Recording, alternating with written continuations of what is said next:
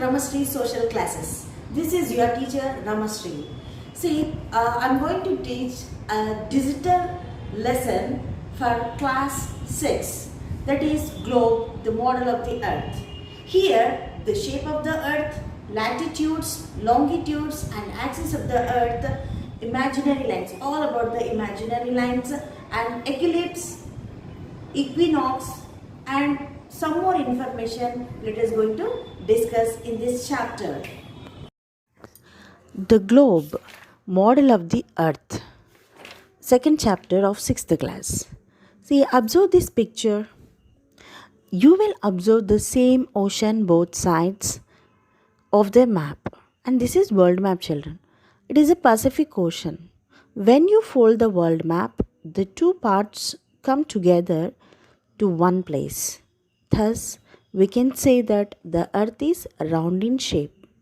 It has been proved by the ancient navigators during 15th century, and globe is a true model of the earth. Our planet earth is not a complete sphere. It is slightly flattened at the north and south poles and bulged in the middle. See exactly the smiley ball. I think everyone knows it. Ball. When you press two sides by using our fingers, we will get exact the shape of the earth. Exact. The shape will be the earth. 1. On a globe, countries, continents, and oceans are shown in a proportional size. When you observe, we can see different color pictures. Those are nothing but countries, continents, and even oceans. Now, let us see the parts of the earth. First one, axis of the earth. Are you noticing a needle which is present in the middle of the globe? Right. A needle is fixed through the globe in a tilt manner, which is called as axis. 2 points on globe through which the needle is passes are two poles, north and south poles. The globe moves around this needle from west to east just as earth moves. The real earth has no such needle. Actually, earth rotates axis is an imaginary straight line which runs through the north and south poles. Actually, the needle will not be there, just it's a imaginary line. And northern southern hemispheres, the imaginary lines running horizontally. See, all lines which are visible on the globe, everything is imaginary lines, either axes or latitudes and longitudes, everything is an imaginary lines. So next, imaginary lines running horizontally on the middle of the globe divides into two equal halves. This line is known as the equator, which consists of 0 degrees. The half of that lies in the north and remaining in the south, which is present in the north side, is called as northern hemisphere, and which is lies in the south side called as southern hemisphere. See here, which is divide the earth into two equal halves. Come on, tell me. That is equator. What is the degrees of equator? 0 degrees. Right. Latitudes. See, we are observing the parallel to the equator. These lines are called as latitudes. They are parallel to each other and never meet. Latitude ranges from 0 to 90 degrees to the north and 0 to 90 degrees to the south of the equator. The 90 degrees latitude on the north is the north pole and the 90 degrees latitude on the south is south pole. There are 90 latitudes in the north and 90 latitudes in the south. So totally we have 180 latitudes. All these latitudes are circles except poles. Here We have 180 latitudes. Under that, 5 important latitudes are recognized, are giving more importance. So, those are North Pole, consists of 90 degrees, Arctic Circle, 66 and a half north latitude, and Tropic of Cancer, 23 and a half degrees north latitude. Equator is 0 degree latitude. Tropic of Capricorn is 23 and a half south latitude. Antarctic Circle 66 and a half south latitude, and South Pole consists of 90 degrees. All these 5 important latitudes are very much important to notice the areas or location. Then next come to the longitudes, which are straight lines on the globe once you observe closely. We see certain lines drawn perpendicular to the latitudes on the globe. These lines connecting to the south and north poles. See, latitudes are connecting east and west sides, whereas longitudes are connecting north and south poles. They are called as longitudes. Longitudes are called meridians. 0 degree longitude is called prime meridian or Greenwich meridian. The line seen opposite side to this Greenwich meridian called as international date line and found at 180 degrees longitude. Based on these two lines, the earth is divided into two hemispheres, the one on the eastern side and the second one is western side. So which is present in the east side called as eastern hemisphere and which is present in west side called as western hemisphere. And we have to notice one thing, that is latitude.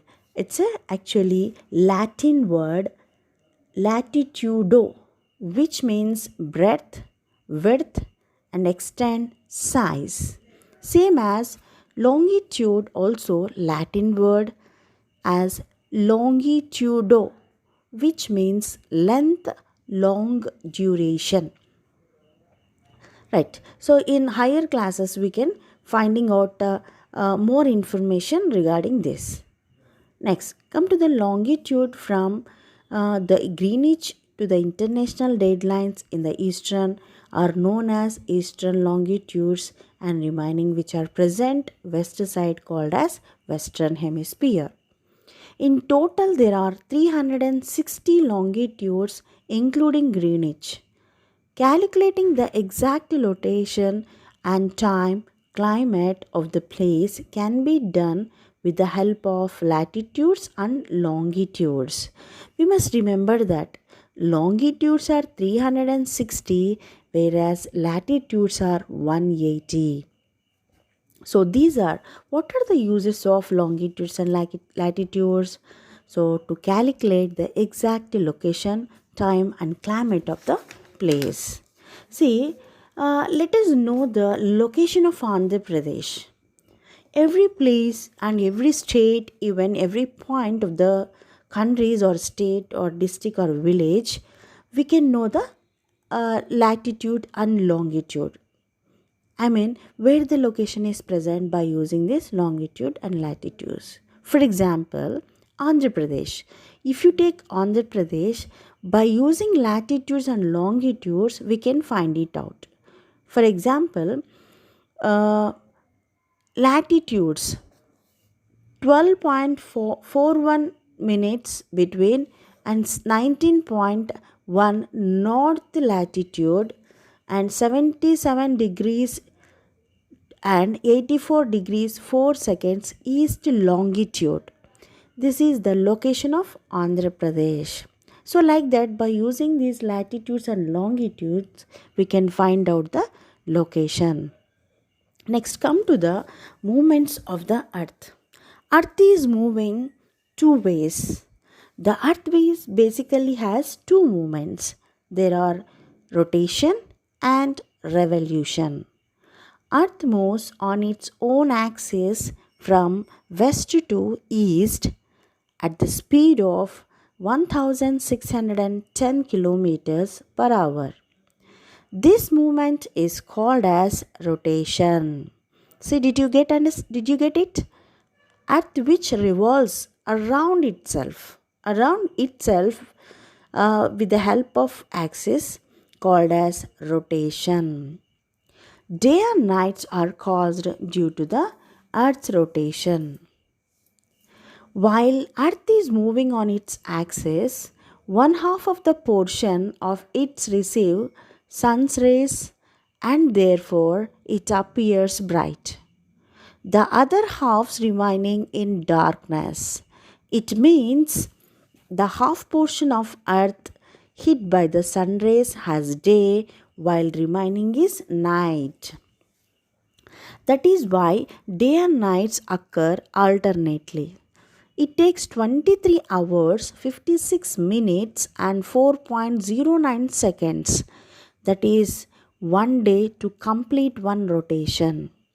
We usually call it as one day, 24 hours.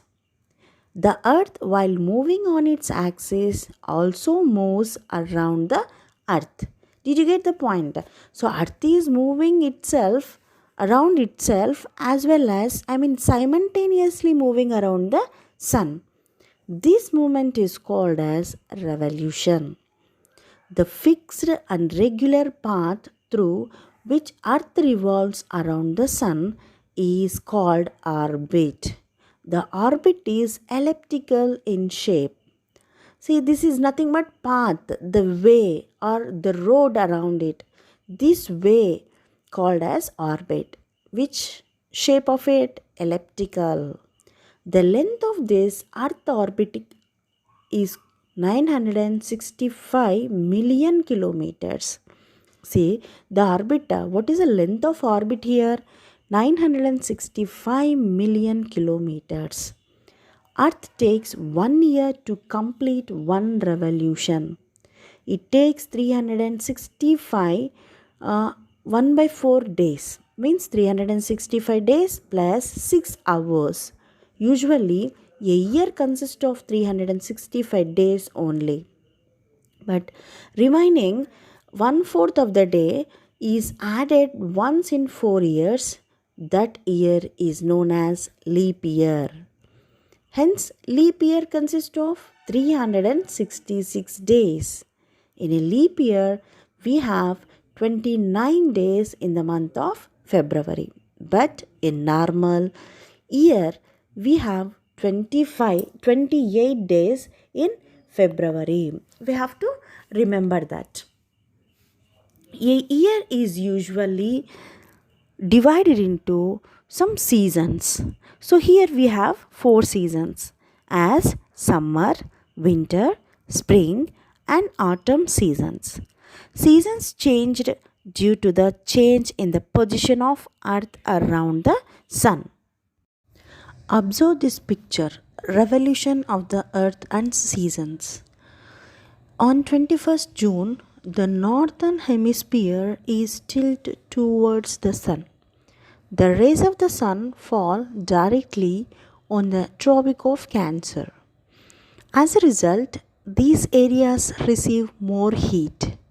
The areas near poles receive less heat as rays of the sun are slanting. Means, did you get the point?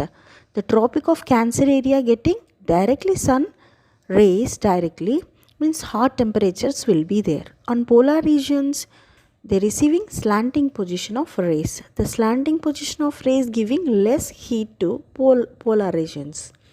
The North Pole is inclined towards to the sun and the places beyond the Arctic Circle experience continuous daylight for about 6 months.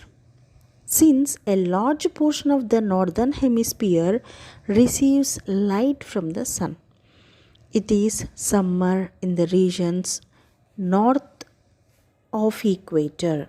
Means north side completely summer season because it is very near to the sun rays. The longest day and the shortest night at these places occurs on 21st June. So declared as longest day of the year, that is 21st June. In the southern hemisphere, all these conditions are reversed. It is winter season there. The nights are longer than days. The earth is called summer solstice. Summer solstice. 22nd December, the Tropic of Cancer receiving direct rays of the sun as south pole tilt towards it. So just now I said Tropic of Cancer, the rays are fallen on the Tropic of Cancer. Now the rays are fallen directly on Tropic of Capricorn on 22nd December.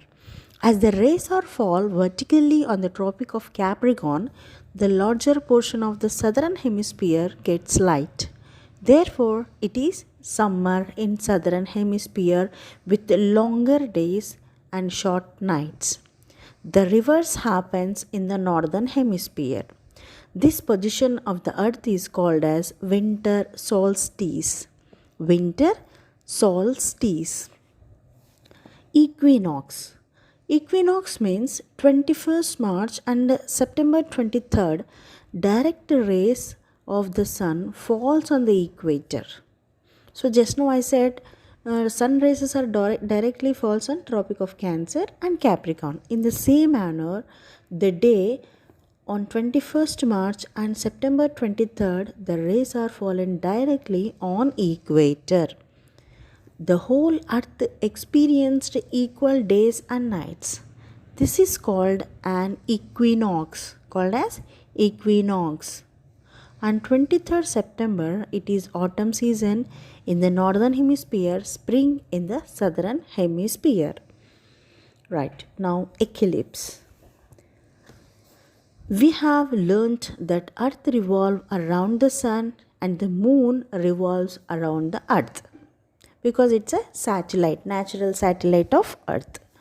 While they so revolves, at the time it happens that they come in the straight line. Then either solar eclipse or lunar eclipse occurs. During the time of eclipse, it appears that a shadow is cast either on the sun or on the moon. There are two types. Let us discuss about solar eclipse. Means, what is solar eclipse? Solar eclipse occurs when the moon passes in a direct line between the earth and the sun. The moon's shadow travels over the earth's surface and block out the sunlight as seen from the earth. Solar eclipse occur only on new moon day, but not on all moon days. Did you understand this? So, moon is coming between sun and the earth. Then sun rays are not falling the earth. Then we get solar eclipse. Next, lunar eclipse. The lunar eclipse occur when the moon passes directly behind the earth and its shadow. This can occur only when sun, earth and the moon are exactly or very close aligned with the earth between the other two. Then here, during the total lunar eclipse, the earth completely blocks direct sunlight from the reaching the moon. So lunar eclipse occur only on full moon day. Did you understand this? So the sunlights are fallen on the moon. Then it covers the moon. Then we will get lunar eclipse. Next, so regarding day and night, we can do an experiment which is given in the textbook. Let's do. So just try by yourself by using torchlight and globe. That's all for today's class, children. So hoping you better understand. If you have any doubt, you can comment in comment box. Thanks for watching. Till then, bye bye.